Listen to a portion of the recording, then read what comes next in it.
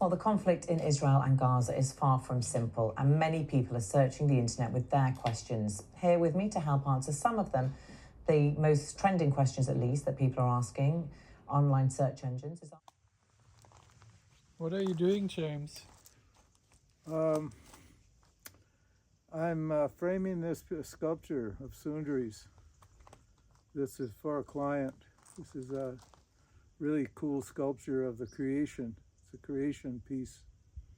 And I'm making the back, putting the back on. It's got to hang on the wall. It's very heavy.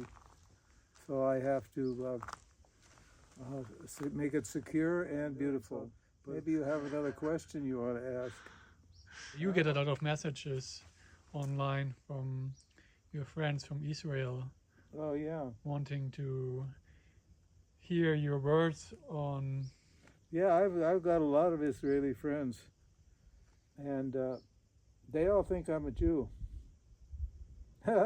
When I went there years ago, I stayed in the occupied territories and was involved in one of those lockdowns where the bullets were flying and everything, and was quarantined for 3 days in a house.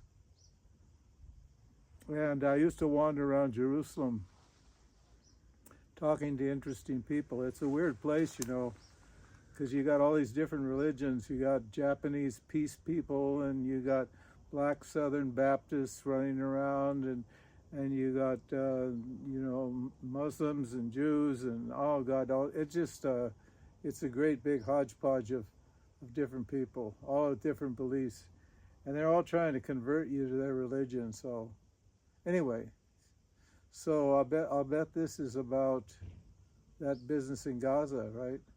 Yeah, they want to know how about they are talking about the horrors of people dying, of the karma of children, why children have to suffer, and yeah, well, Jesus, that's an awful situation, and all those feelings are definitely normal and natural. The point is what can be done about it, and that's, you know, outside of the hands of any one individual.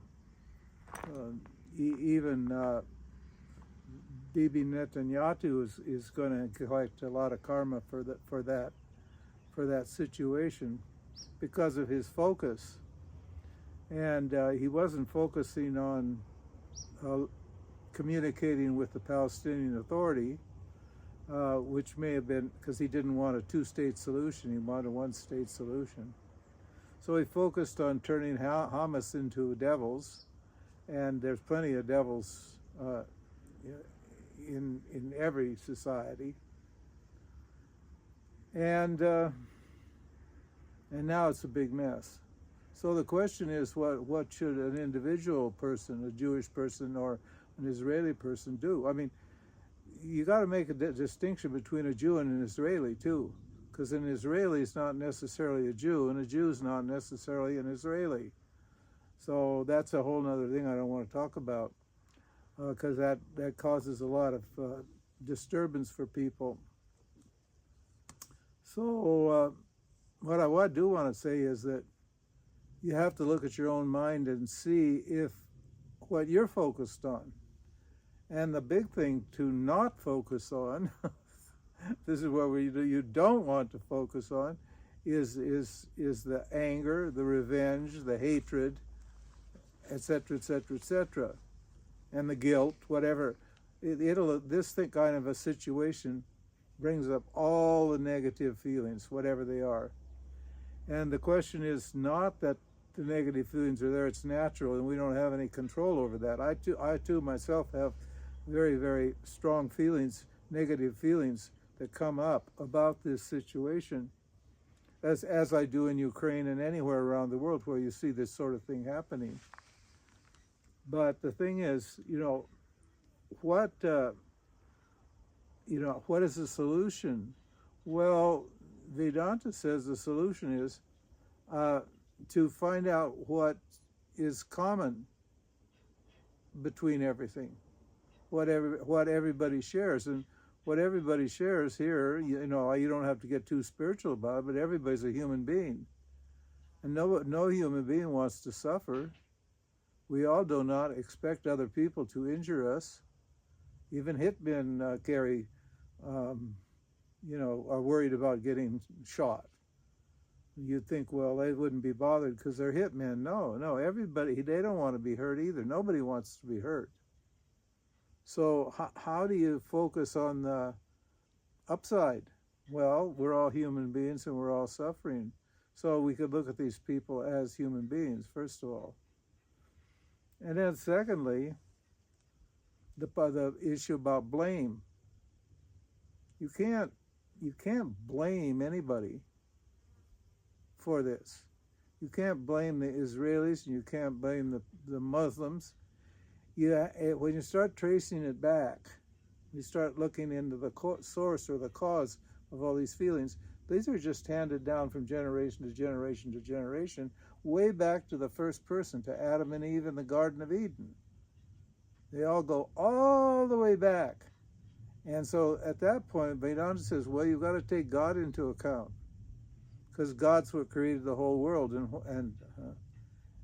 So when you take God into account, then you can relieve yourself of the anger and the blame and understand that what the real cause here is the ignorance that's producing this problem.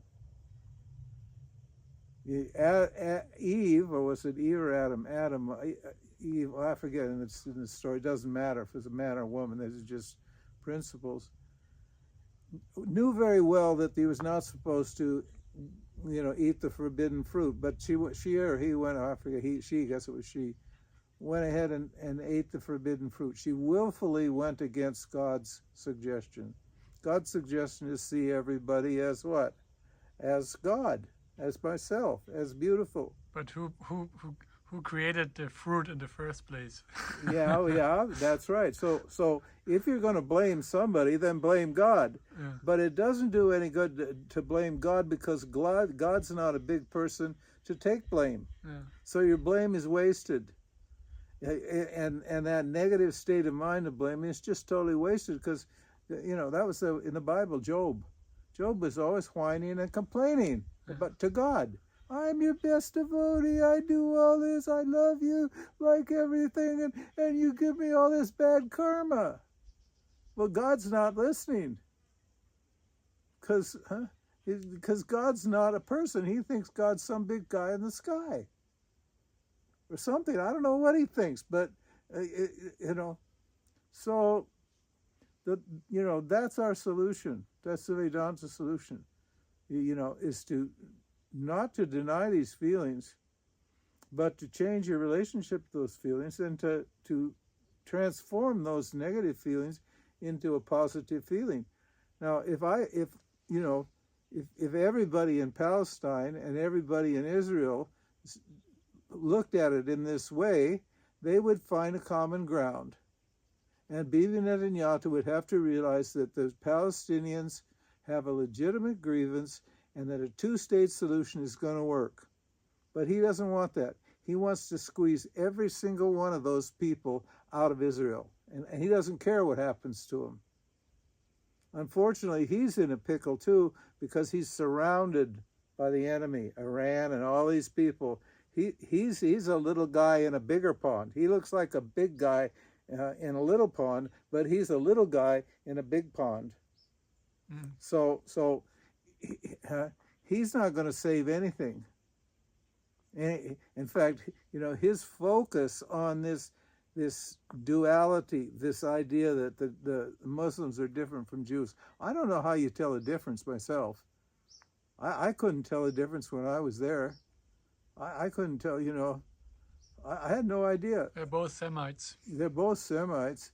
And you know, I could tell the Jews with the funny hats and the, you know, the long curly hair. I forget what they call those things, phylacteries or something.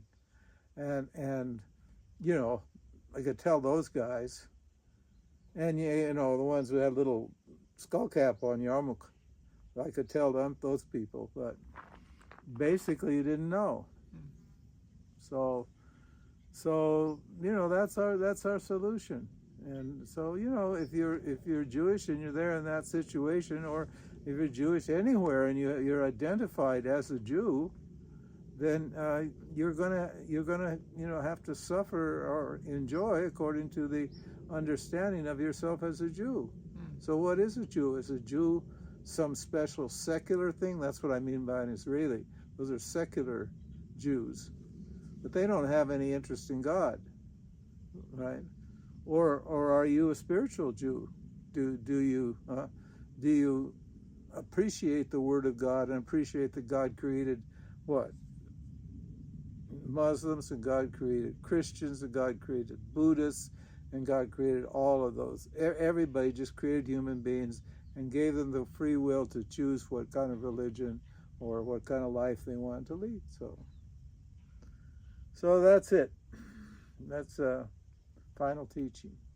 Yeah, so to give up the identification with being, I didn't quite get it. So you have to give up the identification with being an Israeli or a Jew or any limited identity you take up. Yeah. If you think you're a German, then you get all you're responsible for German, your Germanness. But you didn't. If I think I'm an American, then I'm responsible for the stuff I picked up as an American. Yeah. But I don't think of myself as an American or a Spaniard or anything. I don't see that. So any limited identity that you've got, this is a universal problem. Any limited identity that you've got is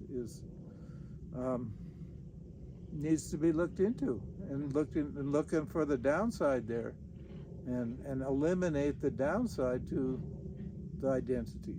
So, and why not just choose an identity that has no downside? See, that's our argument. I am the light. That's what Christ was trying to tell him. Christ was a Jew. Christ tried to tell him, I am the light, he says. Now that's just a statement of fact. He's trying to tell him that, well, look at and then he said, I'm the Son of God. That was a mistake. He probably could have got away with just saying I'm the light and leave it at that. But then he said, I'm the Son of God, and then that produced a whole nother bunch of problems for those Orthodox Jewish people who thought that, God didn't have a son. Or that Jesus Christ was, well, some of them did, I suppose. I don't know.